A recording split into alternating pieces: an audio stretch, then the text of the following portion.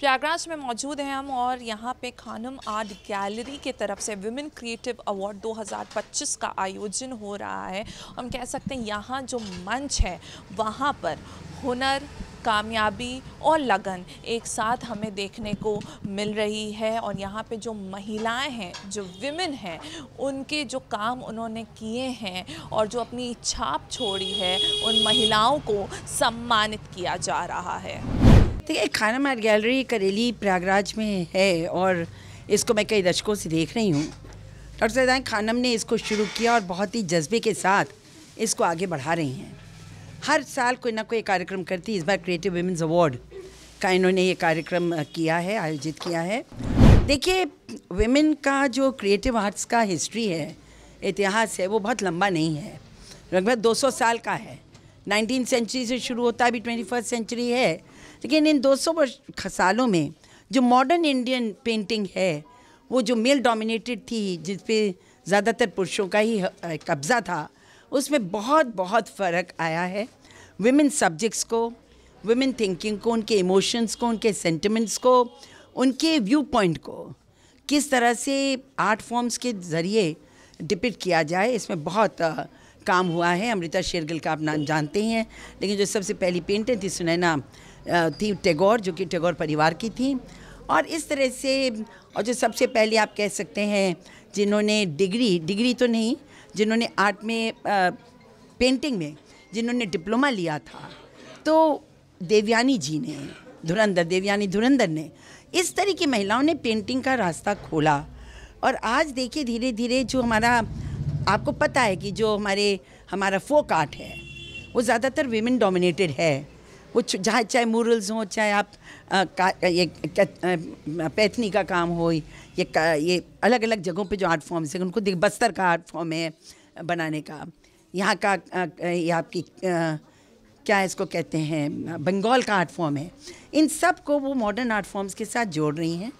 और आज चाहे वो स्कल्पचर हो, चाहे वो आपका पेंटिंग हो, क्या उसका विषय होगा, क्या उसका मीडियम होगा, किस मीडियम में उसको एक्सप्रेस करेंगे, बहुत फ़र्क। अब तो कैमरा से भी एक्सप्रेशन हो रहा है। अब तो कैमरा है, मॉडर्न मेथड्स हैं, टेक्नोलॉजी है जिसके थ्रू विमेन एक्सप्रेस कर रही हैं। तो मैं मुबारकबाद देती हूँ इस सेंटर को कि विमेन को एम्पावर कर रही हैं और अपनी फीलिंग्स को, अपने सेंटिमेंट्स को, सोसाइटी के, समाज की स्थिति को एक औरत के ज़रिए से, निगाह से उसको डिपिक्ट करने में उनको मौका दे रही हैं। मैं इन्हें बहुत बधाई देती हूँ और उन सबको मैं बधाई देती हूँ, कॉन्ग्रेचुलेट जिनको कि आज अवार्ड्स मिलने जा रहे हैं। क्रिएटिव विमेन अवार्ड 2025 जिन्होंने ऑर्गेनाइज़ किया है वो हमारे साथ हैं और उनसे हम बात करेंगे।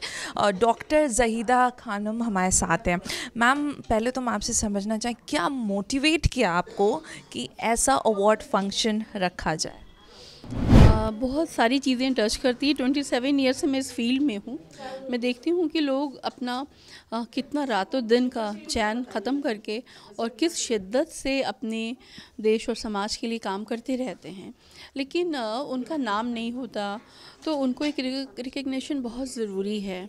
तो जो खुशी आती है, काम तो हम कर ही रहे हैं, लेकिन हमें देख के कुछ और लोग भी इस फील्ड में आए।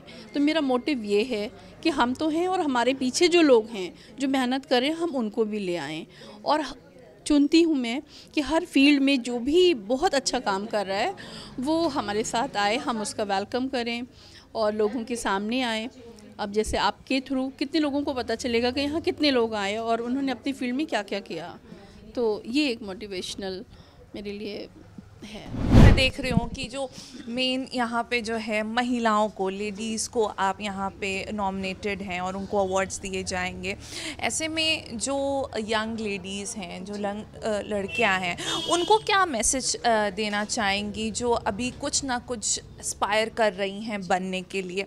उनको क्या मैसेज देना चाहेंगे? सवाल बहुत अच्छा है। यहाँ पे कुछ लोग तो जो बहुत ही नामी गिरामी हैं, जो किसी पहचान के मोहताज नहीं हैं, लेकिन कुछ हमारे पास बडिंग भी हैं जो अभी इस फील्ड में आए हैं और काम कर रहे हैं। तो आज दोनों जो एक साथ जब काम करते हैं तो वो ऑलरेडी उनके लिए एक लक्ष्य निर्धारित हो जाता है कि मुझे भी जाना है, मुझे भी अच्छा करना है, आपके जैसा करना है, आपसे भी अच्छा करना है, क्योंकि तभी हम चांद तक पहुंच सकते हैं और पहुंच गए हैं। तो इस तरह से ही हमारे यहाँ दोनों लोग हैं। प्लस मैंने अपने कुछ अच्छे स्टूडेंट्स को भी बुलाया है, जिनको जैसे 30 डेज़ चैलेंज मैंने दिया था, बहुत अच्छे से किया है। और भी जो अपनी फील्ड में हैं, तो वो बच्चे यानी 3 स्टेज के जब लोग यहाँ पे हैं तो एक बहुत ही अच्छा मोटिवेशनल और ख़ासकर वुमेंस के लिए मेरा बहुत ही रुझान है।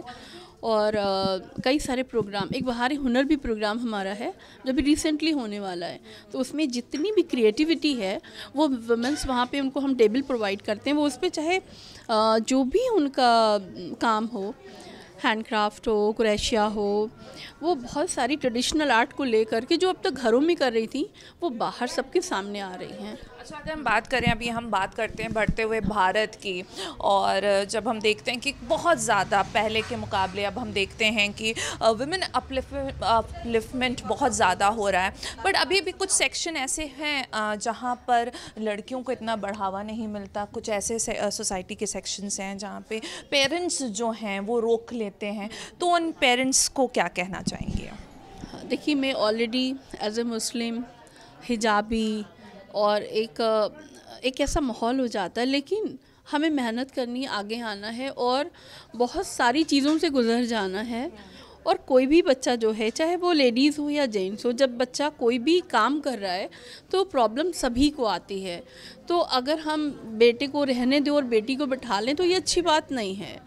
तो हम बेटी को, हम तो बराबर का ही मुकाम देते हैं और सबको देना चाहिए, क्योंकि बच्चियाँ और अच्छे से करती हैं। आज पूरे देश का जो नाम रोशन हो रहा है, जो हमारे यहाँ बैठी हैं सब एक से एक टैलेंटेड वुमेन्स हैं, तो उनको रोकना नहीं चाहिए। अगर उनकी प्रॉब्लम्स है तो पेरेंट्स उनका पूरा साथ दें। मुझे खुशी है कि मेरी इस गैलरी में कुछ इतनी डेडिकेटेड पेरेंट्स हैं जो बच्चों को लेके आते हैं, लेके जाते हैं, साथ में रहते हैं। कभी कभी मदर सीखती भी हैं। अगर एग्जाम्पल ले तो हमारे पास डॉक्टर सारा हैं, बहुत बिजी हैं, लेकिन बेटी को लेके आना, लेके जाना, साथ में रहना, तो ये एक बहुत अच्छी बात है। कुछ पेरेंट्स जो हाउसवाइफ मदर हैं वो भी आती हैं, मतलब बच्चों को साथ में, यानी रोका नहीं, वो लेके ही आती हैं, और ये मुझे बहुत अच्छा लगता है। आपको कितना सपोर्ट था अपने पेरेंट्स की तरफ से? हमारे पेरेंट्स की तरफ से पूरी आज़ादी थी कि आप जो करना चाहें आप वो करें। और अल्हम्दुलिल्लाह हम लोग का जो टाइम था, मुझे तो कभी कुछ डर ही नहीं लगा कि कुछ गलत हो सकता है। मुझे सब कुछ इतना अच्छा लगा। मेरे लिए बड़ा ख़ास माहौल था, बहुत पॉजिटिविटी थी और सब कुछ बहुत अच्छे से हुआ। अगर कुछ ऐसा लगा भी कि, तो वो पेरेंट्स तक कोई ऐसी बात ही नहीं गई। और हमने बहुत मेहनत की, और मेहनत जिसके पास है वो ज़रूर कामयाब होगा इंशाअल्लाह। तो बस मेहनत होनी चाहिए, वरना ये होता है अगर लाइट नहीं है तो आप लैम्प जला लीजिए, मोमबत्ती जला लीजिए। तो हमें अपना वक्त अच्छी चीज़ों में लगाना चाहिए। नासिया उस्मानी मैम हमारे साथ हैं, प्रिंसिपल हैं वो। मैम, एक सवाल आपसे लेना चाहेंगे। आर्ट गैलरी में हम आए हुए हैं, अगर हम आर्ट की बात करें तो इस वक्त आर्ट जैसे कहीं खो सा रहा है, क्योंकि बच्चों की अगर हम बात करें तो बड़ी रेगुलेटेड लाइफ है, स्कूल, कोचिंग, पढ़ाई, और आर्ट हो गया या ड्राइंग या पेंटिंग हो गई, या फिर हम डांस या गाने की भी बात, कहीं ना कहीं वो सारी चीज़ें अब जा रही हैं। तो किस तरीके से पढ़ाई के साथ साथ इनको भी कैसे अपने लाइफ में बच्चों को या पेरेंट्स को कोशिश करनी चाहिए कि उनके बच्चों के जो रोज़ाना रोज़मर्रा का जीवन उसमें वो होनी चाहिए? हाँ, देखिए, जहाँ तक क्रिएटिव आर्ट्स का ताल्लुक़ है, मेरे दानिश में वो बहुत इम्पॉर्टेंट है for all round development of the children. आज के ज़माने में आप अगर देखिए तो स्ट्रेस लेवल इतना बच्चों का बढ़ रहा है, सुसाइड केसेस बढ़ रहे हैं, और छोटे छोटे बच्चे क्लास 8 के, क्लास 5 के, उनको कोचिंग में डाला जा रहा है, उनको कोटा भेजा जा रहा है। तो उनका जो स्ट्रेस लेवल है वो इतना बढ़ रहा है कि वो सुसाइड की तरफ जा रहे हैं। और लाइफ को सबसे पहले हमको जीना है, ज़िंदगी से दूर होते चले जा रहे हैं। प्रोफेशन एंड पैसा, अर्निंग, ये उनके लिए, और स्टेटस कि हमारा बच्चा IIT से पढ़ा है, हमारा बच्चा डॉक्टर है। ये जो पेरेंट्स के ख्वाब हैं वो बच्चों को बहुत स्ट्रेस में ला रहे हैं, और उस स्ट्रेस से बाहर लाने का सबसे अहम तरीका है क्रिएटिव आर्ट्स। जब बच्चे के दिल के अंदर बहुत कुछ चल रहा होता है, बहुत कुछ स्ट्रेस रहता है, उसको जब वर्ड्स में या ब्रश से या डांस से या किसी भी तरह से वो बाहर कर देता है, उसका एक्सपोजर हो जाता है, तो उसकी पर्सनैलिटी सारे तरह की स्ट्रेस से खाली हो जाती है, और फिर वो दिल लगा के पढ़ भी सकता है। कई बार आप देखेंगे बहुत से बच्चे जो सक्सेसफुल होते हैं वो म्यूज़िक सुनते हैं बीच बीच में, तो गज़ल सुन रहे हैं, म्यूज़िक सुन रहे हैं, डांस कर रहे हैं, पेंटिंग कर रहे हैं, शायरी कर रहे हैं। आप देखिए IITian बहुत अच्छे पोइट्स होते हैं। तो क्रिएटिव आर्ट्स बहुत ज़रूरी है लाइफ में, लाइफ को बाकी रखने के लिए। एक सवाल और लेंगे कि क्योंकि आज हम देख रहे हैं विमेन अवार्ड है, यहाँ पे विमेन को सम्मानित किया जा रहा है। बहुत सारी बच्चियाँ हैं जो मेहनत कर रही होंगी, और उनको क्या करना चाहिए अपने लाइफ में वो पुश लेने के लिए कि वो एक ऊंचे मकाम पे पहुँच सकें?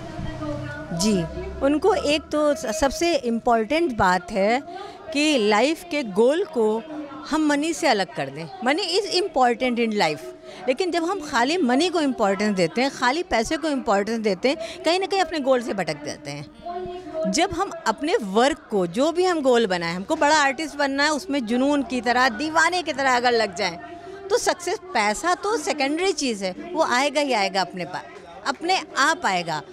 तो इसलिए ये बहुत इम्पॉर्टेंट कि अपनी ज़िंदगी का जो भी मकसद चुनें, औरतों के लिए स्पेशली। मैं अपने क्लास में बच्चों को भी कहती हूँ, आपके पेरेंट्स नहीं चाहते आप कुछ करें, आप परवाह मत कीजिए, आप अपना गोल फिक्स कीजिए और दीवाने की तरह लग जाइए। और जब आप गोल अचीव कीजिएगा तो वही आपके पेरेंट्स पड़ोस के लोगों से, रिश्तेदारों से फ़ख्र से बताएंगे कि मेरी बेटी ये बन गई है, मेरी बेटी इतनी बड़ी आर्टिस्ट है, मेरी बेटी IAS है, मेरी बेटी डॉक्टर है। तो इसलिए ये बहुत ज़रूरी है कि लेडीज़ लड़कियां अपने गोल फिक्स करें और उस मकसद को पाने के लिए अपनी जान लड़ा दें। पैसा उनके पास अपने आप आएगा। और इकबाल का एक शेर है, समझता है तू राज है ज़िंदगी, फ़कत ज़ौक़ परवाज़ है ज़िंदगी। तो अगर ज़िंदगी में परवाज़ ले आएँ तो बाकी चीज़ें अपने आप आ जाएंगे। देखिए यहाँ पे विमेन क्रिएटिव अवार्ड दिया जा रहा है, और हमारे साथ जो हैं सरोज डींगरा मैम हैं। मैम, आज जब हम देख रहे हैं कि क्रिएटिव विमेन अवार्ड दिया जा रहा है, तो यहाँ पे मैं देख रही हूँ कि सिर्फ जो हैं महिलाओं की जो हैं तस्वीरें लगी हुई हैं। आपको इतना साल हो गया एक्सपीरियंस है, जो लड़कियां, जो बच्चियां अभी मेहनत कर रही हैं और वो जब देखती होंगी कि हमें इस मुकाम तक पहुंचना है, उनको क्या मैसेज देना चाहेंगी? देखिए, नृत्य और संगीत एक साधना है। जिस व्यक्ति ने इस साधना को किया उसने ज़िंदगी को बहुत ऊपर ले गए। ऐसे टेंशन भरी ज़िंदगी से अगर आपको हटना है और आपको अपनी पहचान बनानी है, I am a triple PhD, one in a modern history, one in A sociology from Lucknow university and PhD in Bharatanatyam from कला क्षेत्रा फ्रॉम चेन्नई। देखिए, 2 एजुकेशन मेरी एज के साथ ख़त्म हो गई। I worked in NCZCC for 22 years. Now I am in Bharatanatyam. मैं बच्चों को जब सिखाती हूँ और बच्चे जब सीखते हैं तो उनका जो कॉन्फिडेंस लेवल मैं देखती हूँ उनका बहुत बढ़ गया। अभी सेंट मैरीज़ में मैंने शो दिया था छोटे बच्चे का, वो 4 दिन लगातार मेरे यहाँ रोती आई, रोती। जिस दिन मैंने उसकी परफॉर्मेंस कराई, उसने पहले दिन आके कहा कि मैम, मैं अब रोती नहीं हूँ क्योंकि मुझे स्टेज पे जाना है। हमारे समाज में आप जितना भी कह लीजिए, एजुकेशन आदमी को ज्ञान देती है, लेकिन संस्कृति और क्रिएटिविटी जो है इंसान को एक पहचान देती है। आपकी पहचान का ही कारण है कि आज मैं यहाँ बैठी हूँ। मैं बच्चों को सिखाती रही हूँ। वो केवल एक नृत्य नहीं था, एक साधना थी। उस साधना से जो जुड़ा है, आज कितने ही बच्चों को अपनी पढ़ाई के साथ साथ नृत्य सीखने का कारण ये हुआ को जॉब भी मिली है। वो अपना पॉकेट मनी भी कमा रहे हैं, स्कूल में उनका नाम हो रहा है, उनको जो सर्टिफिकेट मिल रहे हैं उन सर्टिफिकेट पर आधारित उनको एडमिशन्स भी मिलते हैं। लेडी श्री राम कॉलेज दिल्ली में आप देख लीजिए, आप या कहीं पे भी देख लीजिए, आजकल जो क्रिएटिव मैनेजर की पोस्ट निकल गई है, लोग अपना अपना इवेंट मैनेजर बने हुए हैं, डांस के कारण है। अब हमारे कुछ स्टूडेंट्स थे, वो दिल्ली गए, तो उन्होंने जब जाके वहाँ डांस का अपना परफॉर्मेंस दिया, तो पहला क्वेश्चन उन्होंने ये पूछा कि इलाहाबाद में इतना सुंदर नृत्य किसने सिखाया? तब उन्होंने बताया कि मैम हमारी धिंगरा मैडम है, उन्होंने सिखाया। मैंने जब यहाँ इलाहाबाद में आई तो लोग मुझे कहते थे कि आप मैडम भरतनाट्यम को ले करके, यहाँ तो कथक का गण है। ये कोई कला मेरी नहीं है, ये हमारे भारतवर्ष की कला है, इसमें मुद्राएं मिलती हैं, एक्सप्रेशंस मिलते हैं, फुटवर्क मिलता है, भाव मिलता है, और इसी के माध्यम से साधना मिलती है।